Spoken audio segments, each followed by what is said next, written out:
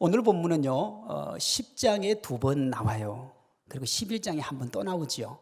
그래서 많이 나오기 때문에 11장 전체를 2번에 걸쳐서 제가 설교를 하려고 해요. 아니면 한 3번 정도. 근데 오늘은 한 26절 정도까지 이렇게 쭉 푸니까 전반적으로 어떻게 이제 이게 흘러가는지에 대한 걸 좀 살펴보면서 주님의 교회가 갈등이 일어났을 때 그걸 어떻게 극복해야 되는가, 거기에 우리가 초점을 좀 맞추어서 함께 말씀을 나누어 보려고 합니다.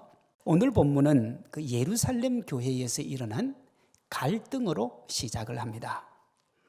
이 갈등의 핵심이 뭐냐 그러면 고넬료가 예수님을 믿을 때 성령 세례를 받아요. 그 성령이 부어지죠. 근데 그것 때문에 갈등이 일어납니다. 1절 2절을 한번 보세요. 유대에 있는 사도들과 형제들이 이방인들도 하나님의 말씀을 받았다 함을 들었더니 베드로가 예루살렘에 올라갔을 때에 할례자들이 비난했다 그랬습니다. 세상 어느 곳에나 갈등이라는 게 일어날 수 있고요. 교회도 사람이 모였으니까 갈등이 일어날 수 있습니다만 오늘 예루살렘 교회에서 일어난 갈등은 사실 말이 안 돼요. 고넬료가 예수님을 믿은 것은 축하받을 일이지요. 그 고넬료가 성령 세례 받은 건 더 축하할 일이에요. 그리고요, 고넬료가 이방 선교의 문을 여는 출발이라는 점에서 더더욱 축하받을 일이에요. 그러니까 고넬료가 예수님 믿은 건 축하받을 일이지 서로 시기하고 비난하고 갈등을 일으킬 일은 절대로 아니에요. 예루살렘 교회 성도들 120명이요. 마가 다락방에서 기도할 때 성령 세례 받았지요.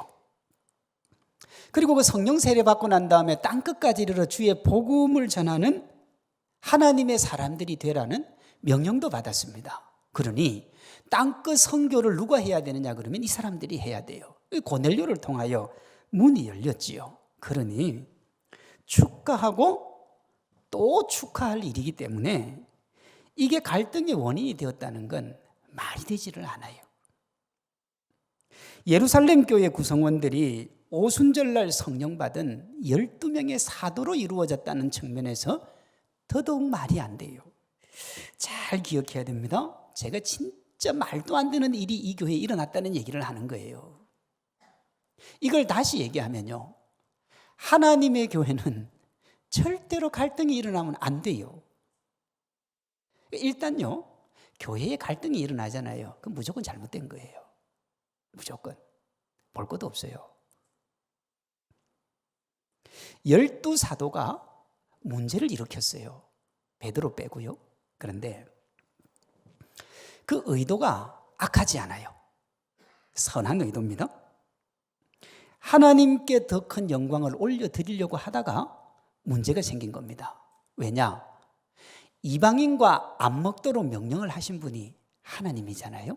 그러니까 하나님 명령을 잘 지키려고 하다가 이렇게 된 거예요. 여러분, 갈등이 일어나면 그 갈등을 잘 해결하면 정말 좋은 동력 삼아서 앞으로 나아갈 수 있지만 잘못하면 정말 큰일이 납니다. 근데 우리가 이 11장 전체를 보면 예루살렘 교회는 갈등을 잘 해결합니다. 한번 살펴봅니다. 1절에 보면 사도들과 형제들이 고넬료가 하나님 말씀 받았다는 얘기를 베드로가 오기 전에 미리 듣습니다. 그러니까 사람이 오기 전에 소문이 먼저 온 거죠. 이 일을 주도한 사람이 누구냐 그러면 베드로입니다. 베드로가 주도를 했죠. 땅끝까지 이르는 증인 사명에 첫 열매를 맺게 한 사람이 누구냐? 수제자 베드로입니다. 마땅히 칭찬할 일이고 기뻐해야 될 일인데 사람들이 기뻐하지 않아요. 베드로를 비난을 합니다. 화합의 상징이 되어야 할 일이 갈등과 분열의 씨앗이 된 겁니다. 누가 전도를 열심히 했어요. 누가 하나님 앞에 너무너무 잘 달려갔어요. 칭찬을 해야 되는데 그 사람이 그렇게 한 것 때문에 문제가 생긴 겁니다. 여기서 우리는 성도들을 하나로 묶고 하나님께 영광이 되어야 될 그 일이 왜 갈등이 되었는가 하는 것을 살펴볼 필요가 있습니다. 갈등의 불씨가 3절에 나와요. 네가 무할례자의 집에 들어가 함께 먹었다. 예수님의 공생의 사역을 살펴보면 바리새인들이 예수님이 죄인들의 집에 들어갔을 때 항상 이런 비난을 했어요. 왜 너는 죄인들과 함께 하느냐? 당시 바리새인들은 하나님을 잘 믿는 사람들이었습니다. 그러니까 하나님의 법을 잘 알았죠. 하나님의 가르침인 율법에 따르면 죄인들의 집에 들어가면 안 되는 겁니다. 그래서 예수님을 비난을 한 거죠. 베드로를 비난한 논리도 똑같습니다.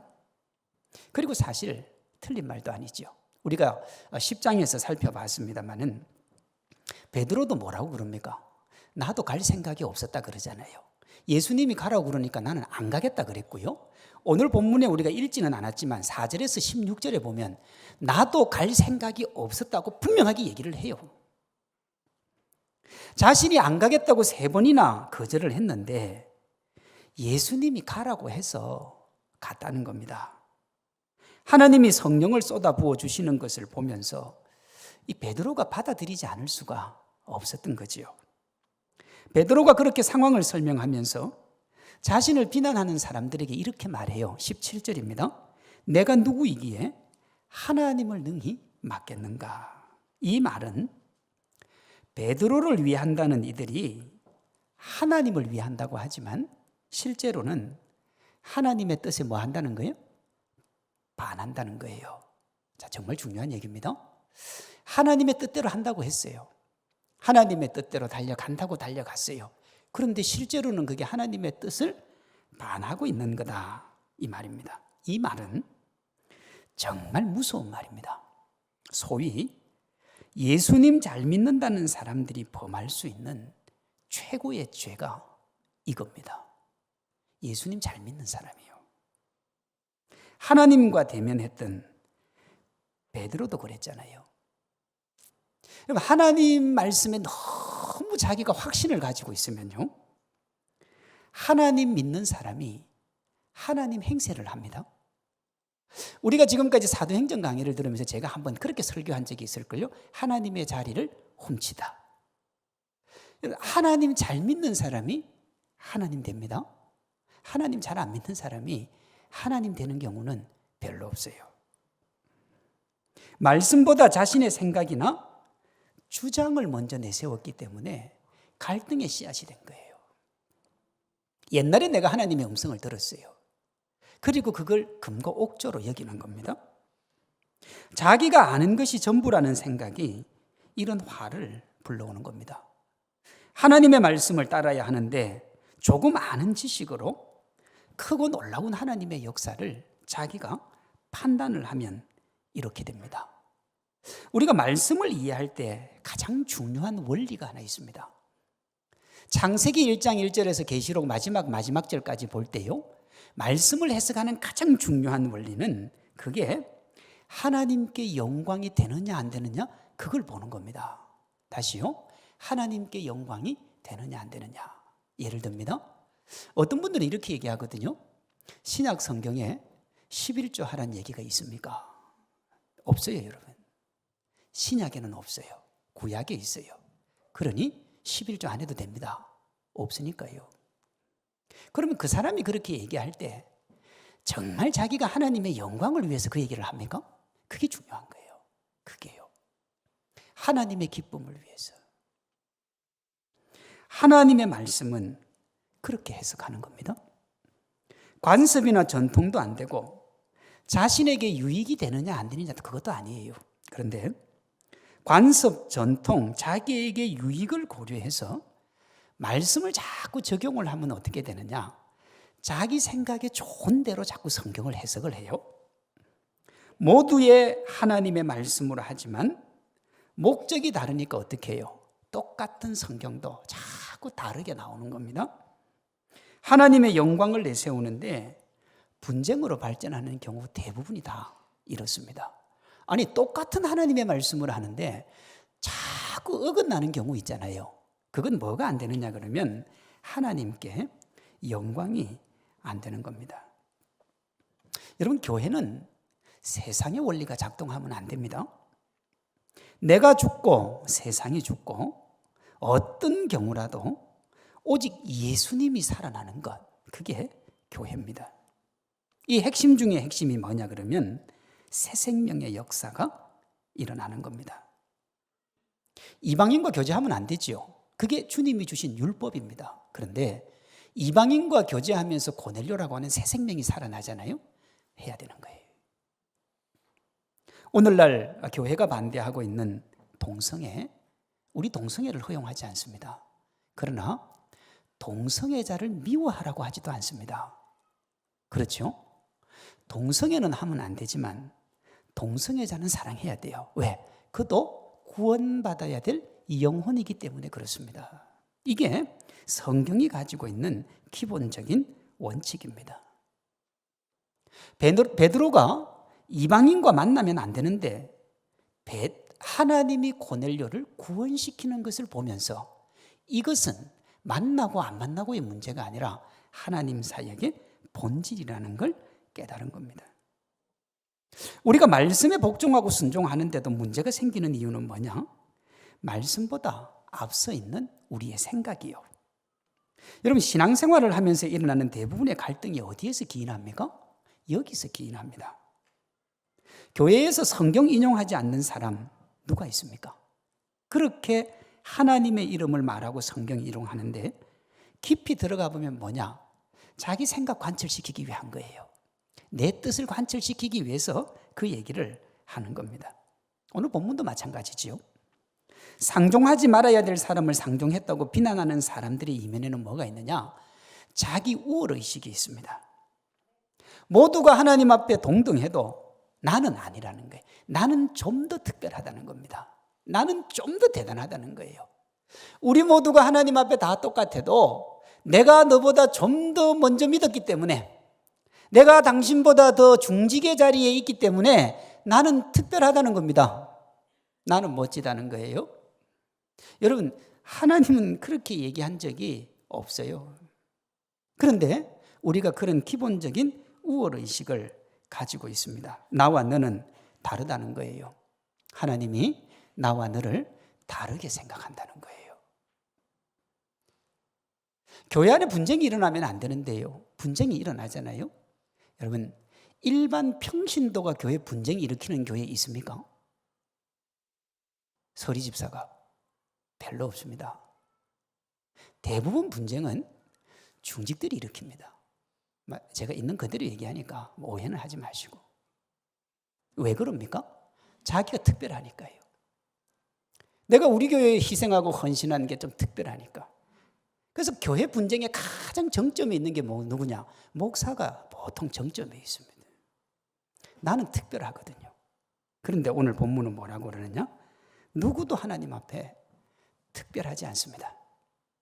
다 똑같고요. 다 동등한 겁니다. 종교개혁자들의 기본적인 모토가 뭔 줄 압니까? 교회는 끊임없이 개혁되어야 된다는 겁니다. 끊임없이. 천주교가 전통을 말씀과 동등한 권위에 두다가 부패했습니다. 종교 지도자들이 권위를 내세우다가 부패를 했습니다. 만약 베드로를 향한 유대인들의 비난이 성공을 거두어서 이방인들을 포용하지 않는 것이 자신들의 전통이 되었다면 복음은 확장되지 않았을 겁니다. 우리가 예수님 믿는 일도 없었을지 모릅니다. 왜? 우리도 이방인이니까요. 우리 자신의 생각과 주장만 고집하면 처음에는 성경적이었는데 나중이 되면요, 자기 생각이 신앙을 지배하게 되고요, 서로 다른 이해가 갈등으로 발전하고 위기를 초래합니다. 익숙함을 금과 옥조로 여기면, 그러한 것들 깨는 것을 불편해하면 그것을 지키기 위해 교묘하게 타인을 비난하고요, 갈등을 하나님의 영광을 위해 거쳐야 될 것이라고 하면서 개의치 않습니다.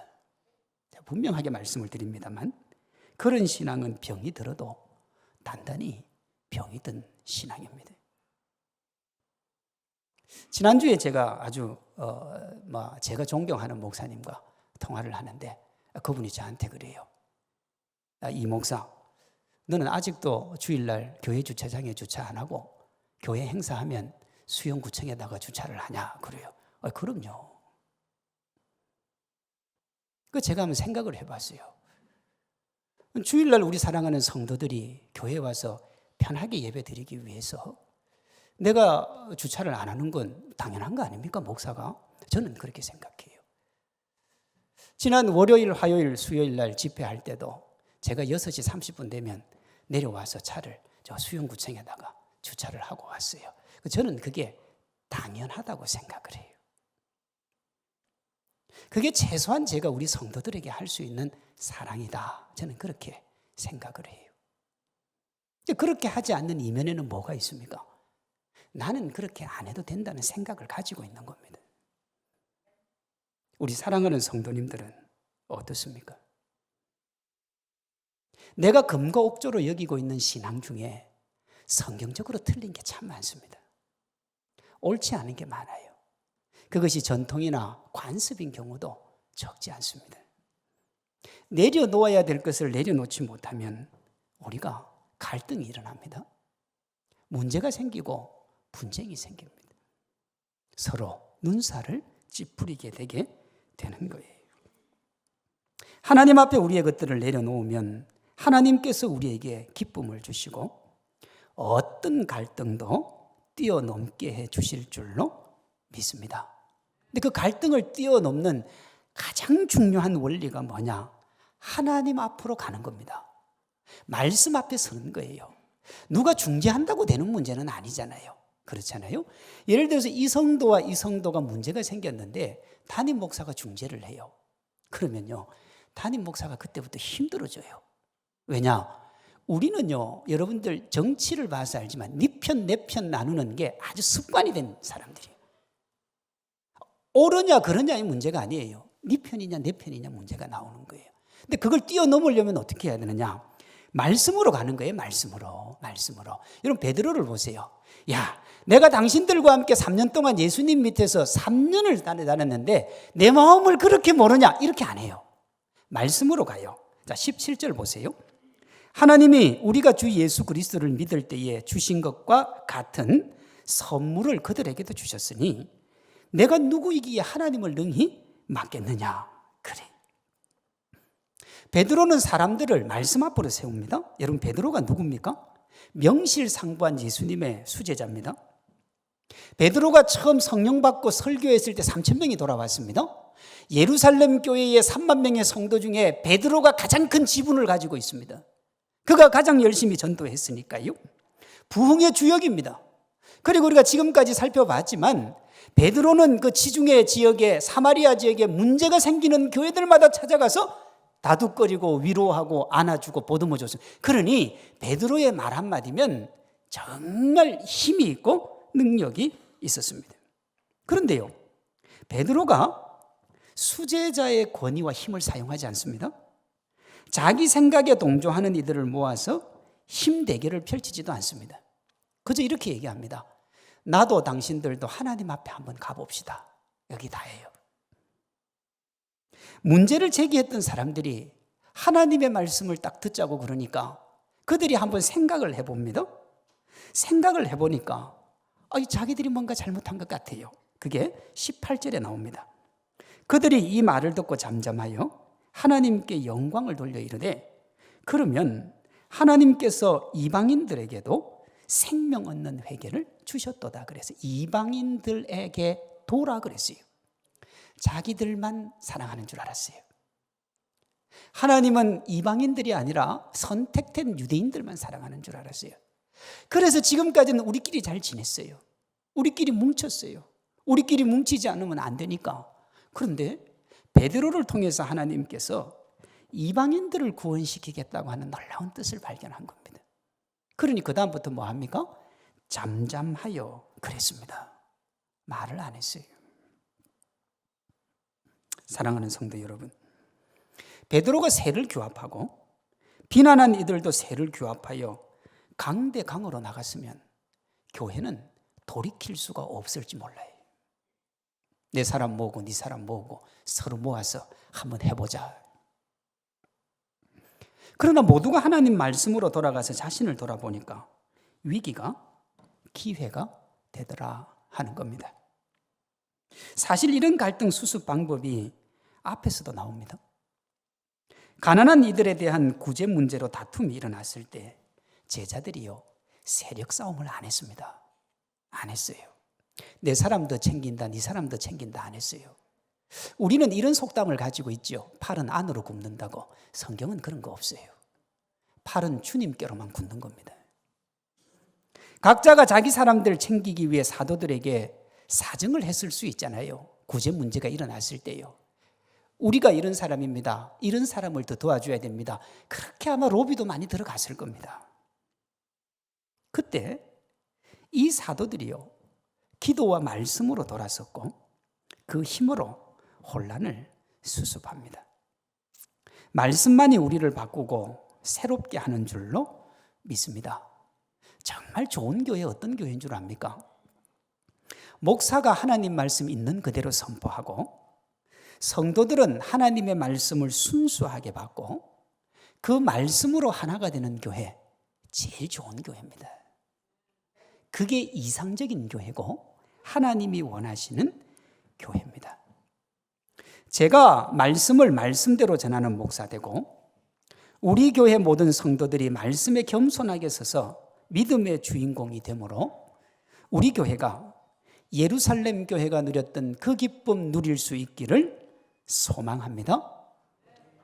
예루살렘 교회가 말씀으로 갈등을 봉합하고 하나가 됩니다. 여러분, 대부분 사람들이요, 갈등을 봉합하고 수습하고 하나가 되면 뭐 하느냐? 이제 단합대회를 합니다. 그렇죠? 그 끈을 다 견고하게 묶어야 되니까. 대표적인 게 회식입니다. 그렇죠? 회식입니다. 이제 코로나 끝나면 아마 그 회식이 산을 이루지 않겠습니까? 정말 이제 먹고 또 먹고 또 먹고 지치도록 먹고 피곤하도록 먹고 또 먹고 또 먹고 또 먹어서 계속 먹을 겁니다. 이건 아멘은 아닌 것 같은데. 예루살렘 교회들은 어떻게 했을까요? 하나가 됐습니다. 근데 성경에 보면 회식했다는 얘기 없습니다. 같이 모여서 등산했다는 얘기도 없고요. 같이 모여서 힘을 모아 하나가 되는데 어떻게 하나가 되느냐? 본질로 돌아갑니다. 그 본질이 뭡니까? 증인의 사명입니다. 부끄러운 갈등을 만회하기라도 하듯이 자신들의 전부를 던져서 복음을 쏟는데 거기에 에너지를 다 쏟아붓습니다. 여러분, 예루살렘 성도들 사이에 갈등이 일어난 근본적인 원인이 뭐냐? 복음을 잘 전하려고 하다가 생긴 갈등입니다. 베드로가 복음 안 전했으면 그런 일 안 일어나지요. 복음에 대한 선 이해가 없었으면 그런 일이 일어날 일이 없어요. 그렇게 시작된 갈등이 봉합이 되고 난 다음에 다시 더 힘있게 복음을 전하는 사람들, 자신의 존재 이유를 한시도 잊지 않았던 겁니다. 우리가 코로나가 창궐을 하고 전염병으로 힘들고 어려운 시기를 지나면서 내게 주어진 답답한 현실, 아픈 현실이 적지 않지 않습니까? 힘들지요. 여러분, 참 어려울 겁니다. 그나마 저는 목사기 때문에 고마운 게 뭐냐? 우리 성도들 힘들면 어떻게 하나, 아프면 어떻게 하나. 근데 목사기 때문에 할 수 있는 거지. 우리 성도들이야 주어진 뭐 경제적인 문제, 또 병듦의 문제, 아픔의 문제, 그런 거 많이 있지 않겠습니까? 우리 박현숙 권사님, 어머님이 돌아가셨는데 96세. 너무 아쉽다고 그래요. 너무 아쉽다고. 코로나 동안에 그 챙겨주지도 못했는데 그렇게 보낸 엄마가 너무 마음이 아프다 그래요. 저도 작년에 저희 어머님을 코로나 때 보내드렸습니다. 저는 임종도 못 지켰습니다. 저도 아쉽습니다. 제가 지금 이 말씀을 왜 드리느냐? 이렇게 힘들고 어렵고 답답한 우리 삶의 현실에 이렇게 묶여 있다가 보면 본질을 잊어버려요. 내가 왜 예수님을 믿는지, 내가 왜 이 세상을 살아가는지, 내가 해야 될 본질적 사명이 뭔지 그걸 잊어버린다고요. 그런데 예루살렘 교회 성도들은 그걸 잊지 않았어요. 언제나 마음속에 내가 뭐 하면서 살아야 되는지를 기억하고 있었다고요. 땅끝까지 이르러 주님의 증인이 되어야 된다는 그 소중한 사명을 잊지 않고 있었던 겁니다. 19절, 20절입니다. 그때에 스데반의 일로 일어나 환란으로 말미암아 흩어진 자들이 베니게와 구브로와 안디옥까지 이르러 유대인에게 말씀을 전하는데 그 중에 구브로와 구레네 사람이 안디옥에 이르러 헬라인에게도 말하여 주 예수를 전파하니 주의 손이 그들과 함께 하심에 수많은 사람들이 믿고 주께 돌아오더라. 성경은 말씀으로 갈등이 봉합된 그때 스데반의 순교와 함께 시작된 환난과 그로 인해 시작된 복음이 힘있게 확장되는 이야기를 하고 있습니다. 근데 19절에 뭐라고 시작하느냐? 그때에 그래요. 근데 그때에 하면서 스데반 순교 이야기를 딱 합니다.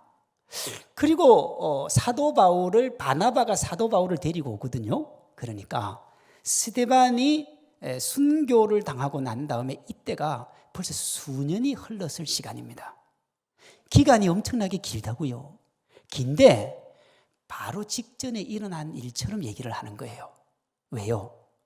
영혼 구원에 대한 그 소중한 마음을 이 사람들이 한시로 내려놓은 적이 없다는 것을 말하는 겁니다. 복음의 위기가 뭡니까? 복음의 위기는 위기를 위기로 받으면서 위기롭게 살아가는 게 복음의 위기입니다. 우리가 아무리 힘들고 어렵고 답답한 일이 닥쳐도 우리 마음속에 복음을 향한 열정만 가지고 있으면 어떤 경우도 위기가 아닙니다. 보십시오. 이전에 흩어진 이들이 계속해서 복음을 전하고 있었습니다. 21절에 그들이 안디옥에서 복음을 전해서 많은 사람들이 예수님께로 돌아오지요. 이 소식을 들은 예루살렘 교회가 어떻게 된 일인지 알아보기 위해서 복음 역사의 중심에 있던 안디옥 교회에 바나바를 보냅니다. 그렇죠? 근데 여러분 이게 정말 놀라운 사건입니다. 왜냐하면 바로 직전에 예루살렘 교회가 고작 한 명의 이방인 고넬료에게 말씀을 전했기 때문에 난리가 났습니다. 고넬료 한 명한테요.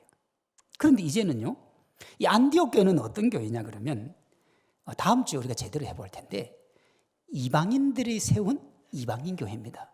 유대인들이 아니에요. 21절과 21절이 좀 다른 게요. 21절에 보면 뭐라고 되어 있느냐 그러면 유대인들에게만 말씀을 전하는데 어떤 사람이 헬라인에게도 전하더라 이렇게 나와요.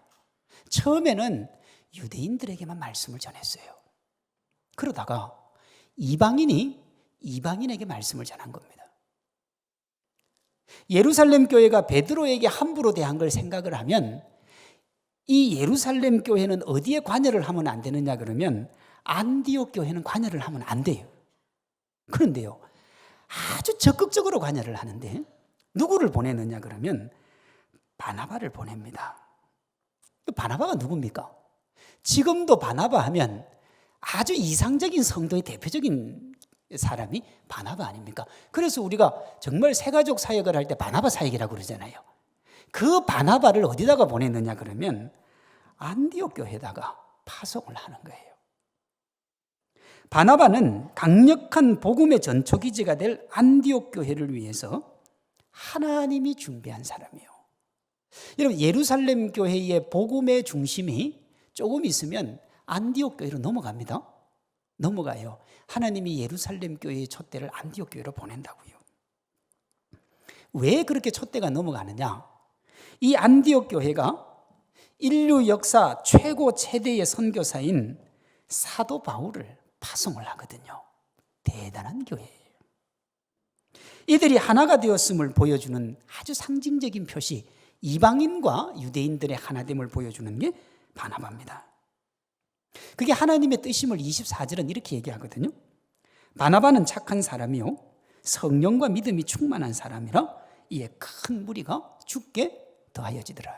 자, 초대교회를 연결하고 있는 가장 중요한 고리가 뭐냐 그러면 성령입니다. 성령이에요.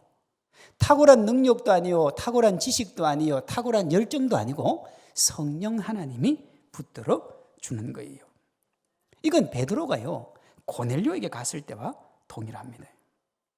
갈등이 봉합이 되고 하나님의 나라가 전진을 하지요. 열심히 하는데요, 바나바가 아무리 생각해봐도 자기가 부족한 게 하나가 있어요.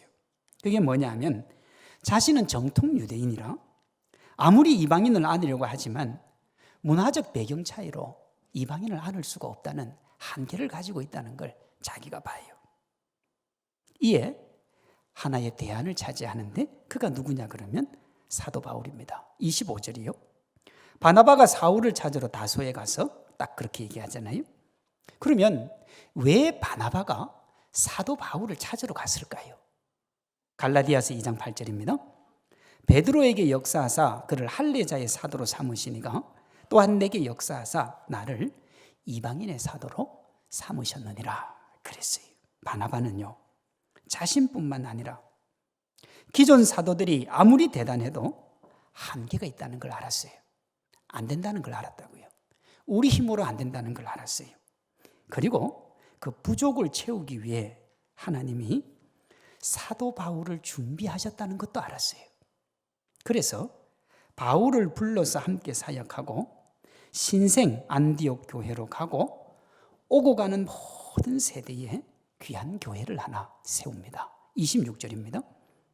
안디옥에 데리고 와서 둘이 교회에 1년간 모여 있어 큰 무리를 가르쳤고 제자들이 안디옥에서 비로소 그리스도인이라 일컬음을 받게 되었더라 그랬습니다.